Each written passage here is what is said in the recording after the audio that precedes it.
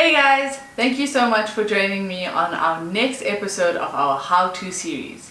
This week we're going to be talking about how to be accepting. But before we begin, don't forget to hit that like button, click subscribe and turn on your notifications. Let's go!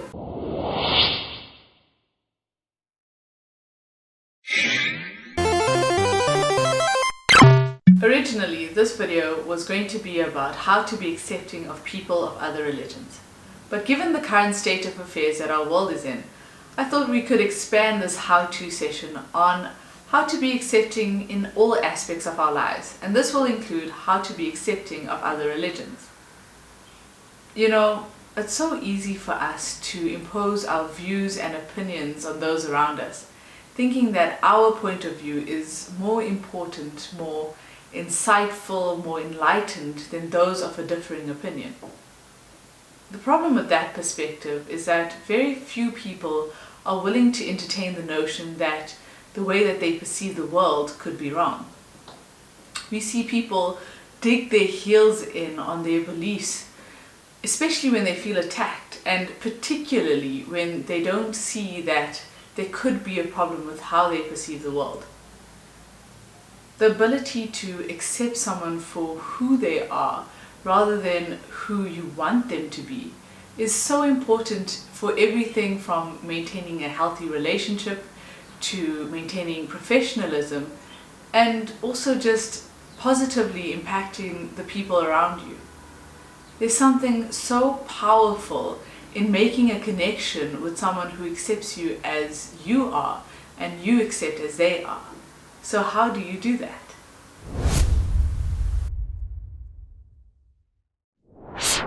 The key to accepting others for who they are is to dismantle one's own ego. Humans are so judgmental by nature. We feel like we need to have an opinion on anything that stokes the smallest flame of our emotions.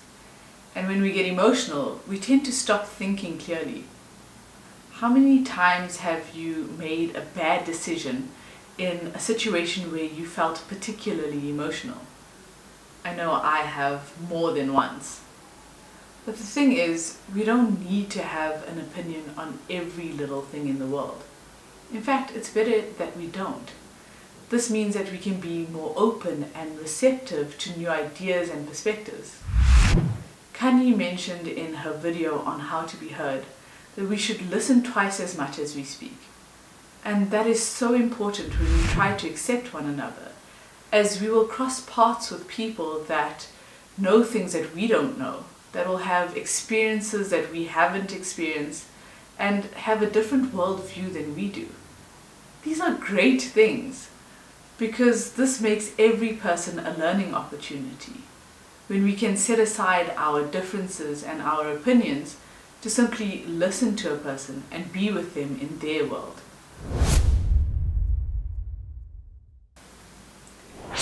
Accepting others as they are is much easier when we understand that the only person that we can truly change is ourselves. It doesn't matter how much pressure we exert, or how much influence we exercise, or how convincing we may be. If a person doesn't want to change, they won't. Change is simple, but it is not easy. Far too many people think that they can sculpt their friend into the person that they desire. And that usually backfires when the victim realizes that they are being coerced or guided in a direction that they don't necessarily want to go in. They may be perfectly happy and content with who they are.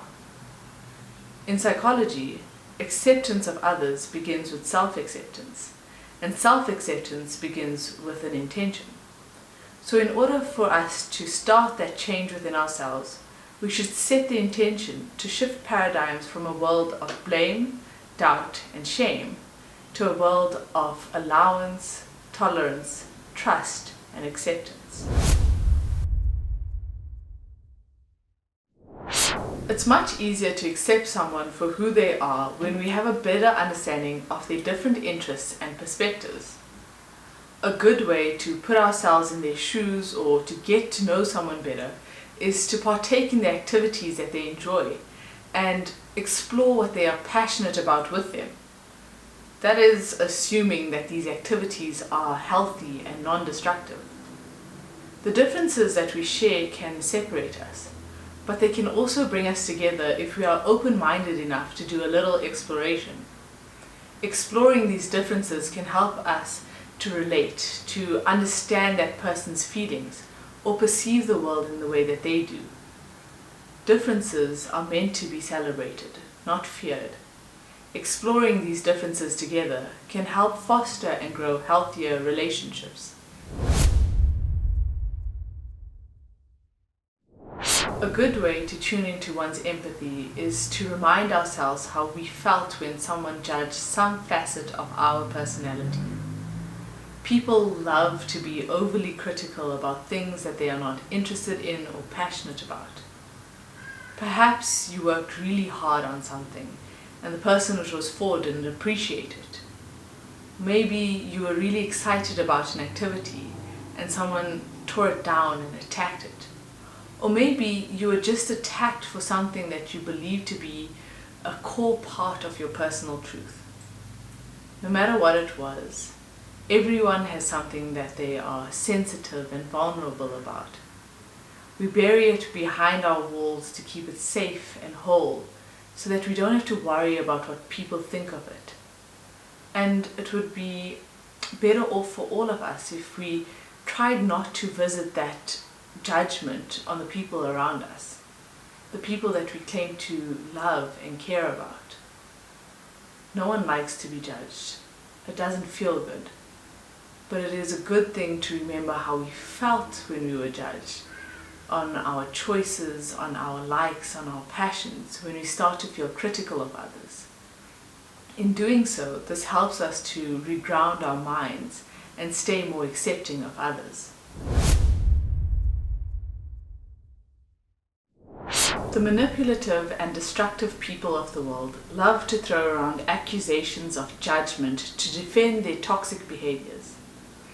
While it is important to accept people as they are, it is equally as important to know when to say, "This isn't for me," or "Enough is enough." Far too many people defend toxic behaviors from the people that they care about, saying that that's just how they are. Maybe that's true. Maybe that is how they are. But that doesn't mean that you should hang around to be victimized or bullied or harmed by their destructive behaviors. The Bible often speaks to us of God's acceptance of us and how we should be accepting of others. When Jesus walked the earth, he was our perfect example of accepting others. Another big example is the commandment to love your neighbor as yourself. And this doesn't come with T's and C's.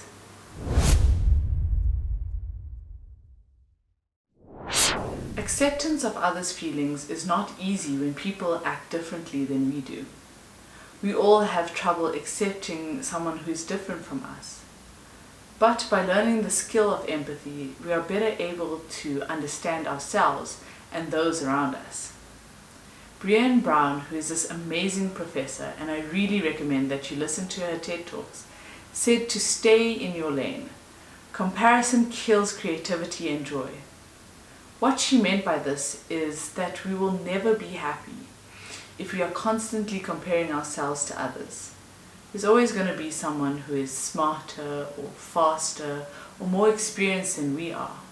Instead, we should accept that everyone is on a different path in life. So the next time you have trouble accepting someone for who they are or for what they believe in, try to remember to relate to them and be more empathetic towards them.